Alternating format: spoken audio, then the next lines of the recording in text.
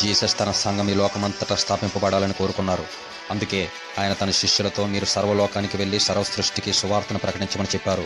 అయితే సువార్తను ఆపడానికి ప్రారంభం నుండే చాలామంది ప్రయత్నించారు. అందులో భాగంగానే శిష్యులందరూ సువార్త పనిలో ఉండగా అతి క్రూరంగా చంపబడి హతసాక్షులుగా మారిపోయారు. నేటికి సువార్త పని కోసం ఎందరో హతసాక్షులుగా మారిపోతున్నారు. అయితే ఆశ్చర్యకరమైన విషయం ఏమిటంటే సువార్తను ఆపాలని క్రీస్తు విరోధులు ఎంత ఎక్కువగా ప్రయత్నిస్తుంటే సంఘం అంత వేగంగా వ్యాప్తి చెందుతుంది. ప్రపంచవ్యాప్తంగా 195 దేశాలుంటే అందులో 157 దేశాలు క్రైస్తవ దేశాలు. నేటి గణాంకాల ప్రకారం ప్రపంచవ్యాప్తంగా 2.38 బిలియన్ మంది క్రైస్తవులు ఉన్నారు. దీనిని బట్టి క్రైస్తవం ప్రపంచంలోనే నెంబర్ 1 స్థానంలో ఉందని మనకు అర్థమవుతుంది. త్వరలోనే మిగతా దేశాల్లో కూడా క్రైస్తవం వ్యాపిస్తుంది.